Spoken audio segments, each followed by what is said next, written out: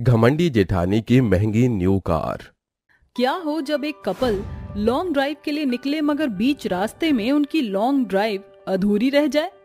आइए देखते हैं क्या हुआ। विशु, बाइक क्यों रोक दी? पता नहीं पल्लवी, बाइक अपने आप रुक गई, स्टार्ट ही नहीं हो रही है। बीच रास्ते में बाइक रुक जाने के कारण पल्लवी चिढ़कर कहती है, हमेशा की तरह आज फिर से तुम्हारी ये फटफटिया बीच रास्ते में ही बंद पड़ गई। अरे बुलेट के जमाने में ये पुराने जमाने की हीरो होंडा लेकर घूमोगे तो ऐसा ही होगा ना। ये बाइक कभी भी ठीक से 4 कदम भी नहीं चलती। सारा मूड स्पॉइल कर दिया।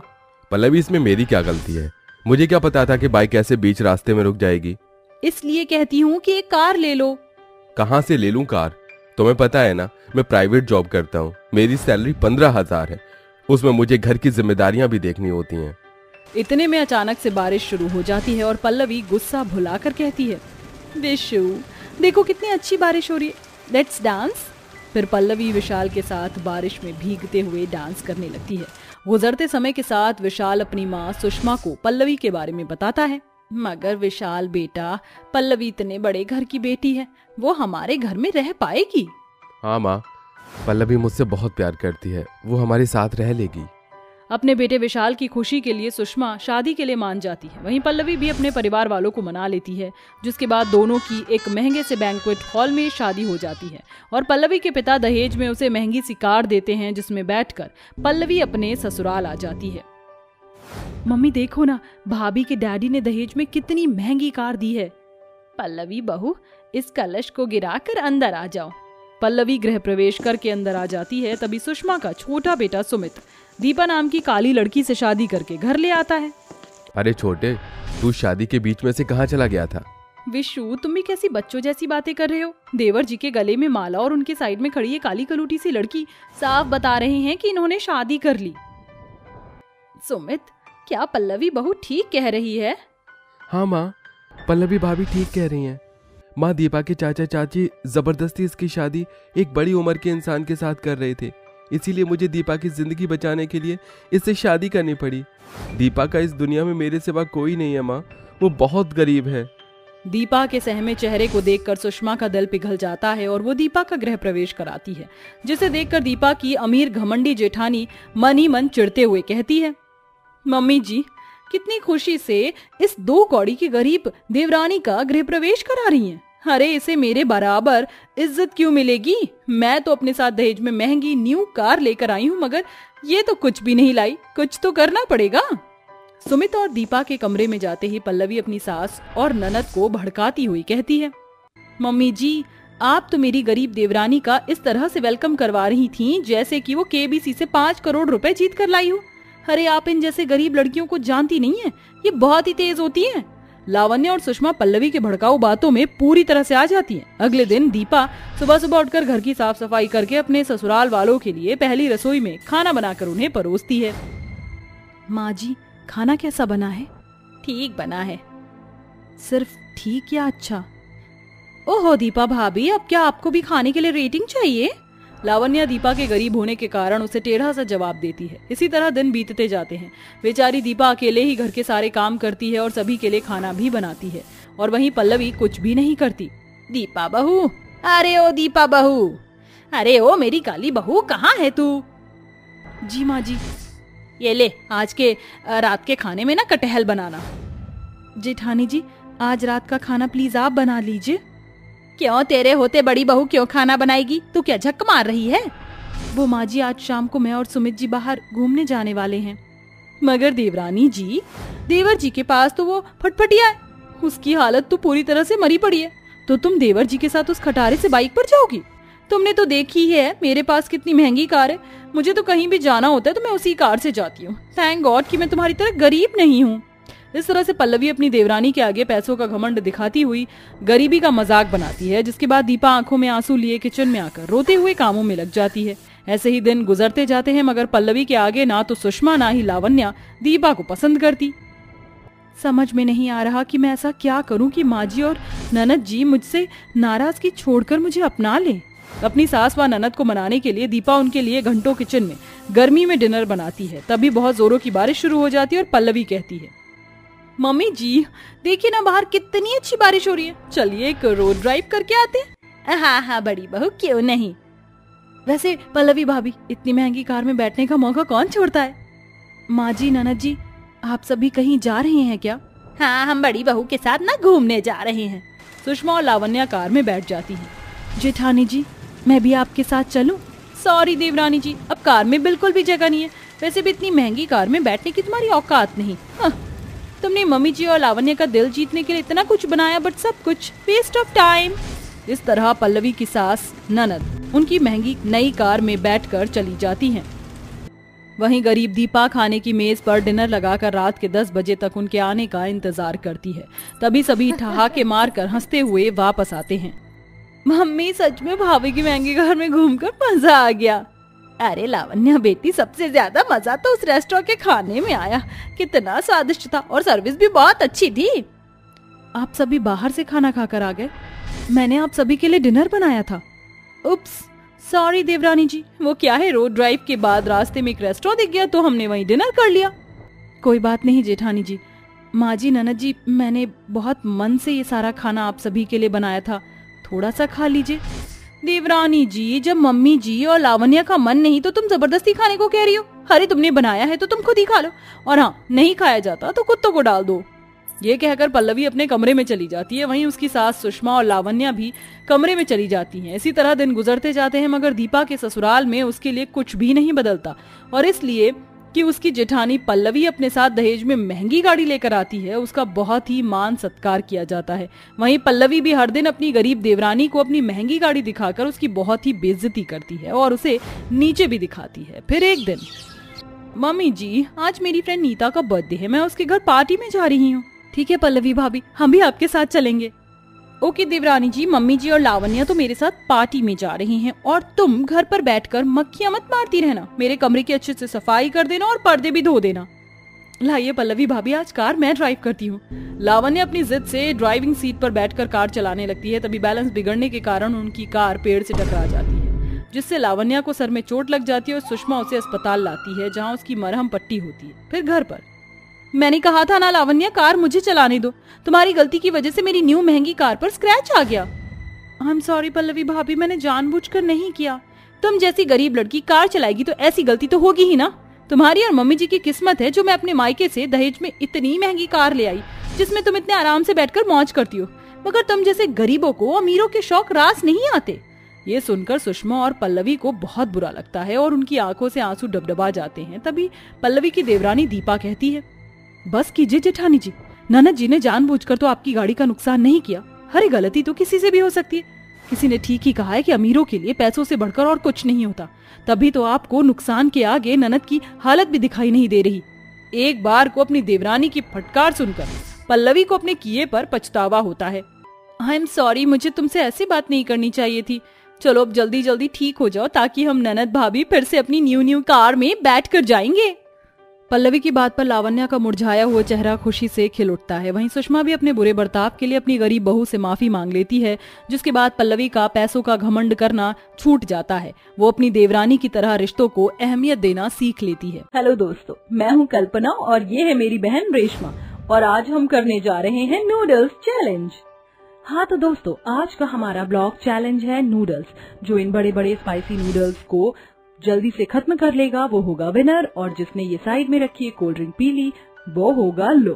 सर स्टार्ट करते हैं। 1 नंबर की भुक्कड़ है तू रेशमा, मुझे पता है तू ये चैलेंज जीतेगी। वैसे भी भुक्कड़ तो तू भी है। इतना कहकर दोनों भुक्कड़ बहनें भर भर कर नूडल्स चैलेंज करती हैं। ये देखकर उनकी माँ अंजना वीडियो बंद करके दोनों के सर पर मारती है। आउच! माँ, आपने हमारे सर पर टपली क्यों मारी?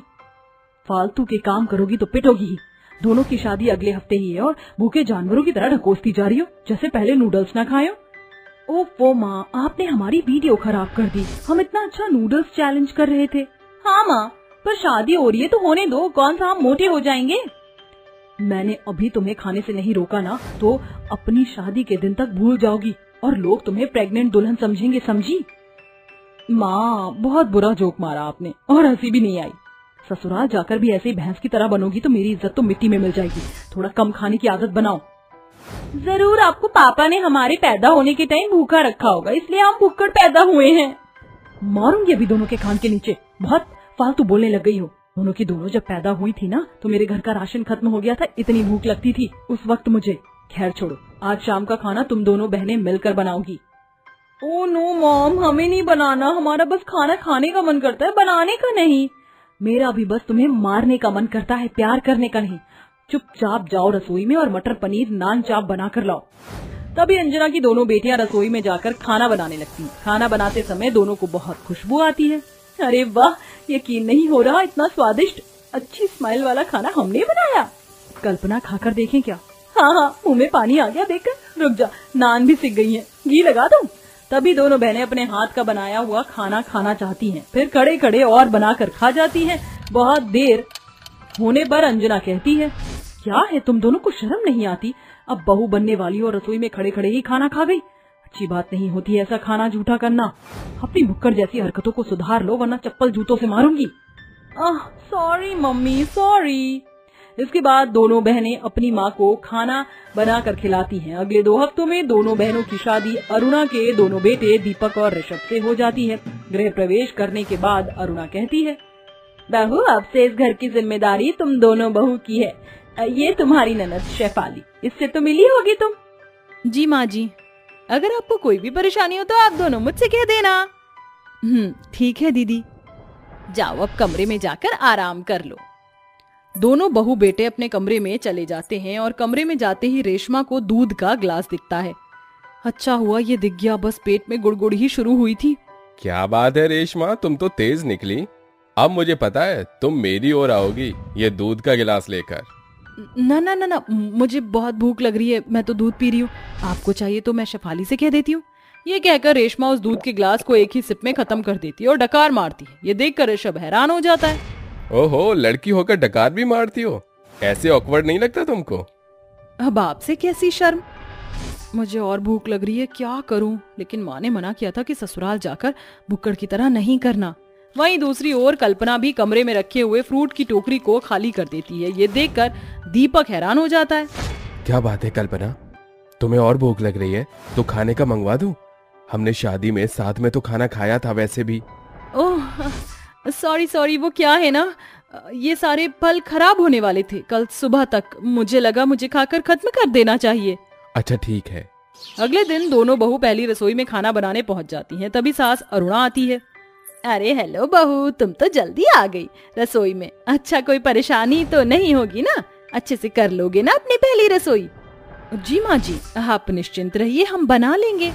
ठीक है, मिक्स पुलाव और मीठे में हलवा जरूर बनाना, मूंग या गाजर का, बाकी तुम्हारी मर्जी। जी माँ जी। तभी दोनों बहू खाना बनाने लगती हैं। वहीं टेबल पर सभी खाने का इंतजार कर रहे होते हैं। बस थोड़ी देर और दीदी। कल्पना खाना बन गया है ना? एक बार चेक कर लें क्या? और मुझसे भूख भी बर्दाश्त नहीं हो रही है। ये तो अभी पका ही नहीं है, जब तक फ्रिज में से कुछ निकाल कर खा लेते हैं। शादी का खाना रखा हुआ है। तभी दोनों बहनें शादी के बचे हुए खाने में इतनी व्यस्त हो जाती कि अपना बनाए हुए खाने को पूरी तरीके से जला देती हैं। जले हुए खाने की बदबू से अरुणा रसोई में आती है। ओहो, ये तुम दोनों बहुओं ने क्या कर दिया? अपनी पहली रसोई का खाना जला दिया। ऐसा क्या कर रही थी? बाहर मेहमान आने वाले और खाना तैयार करने का समय भी नहीं है। माँ जी, वो हम दोनों दूसरे काम में लगे थे, साफ सफाई करने रसोई की, इसलिए खाने की तरफ ध्यान नहीं गया। जी माँ जी, माफ कर दीजिए। अब क्या करें?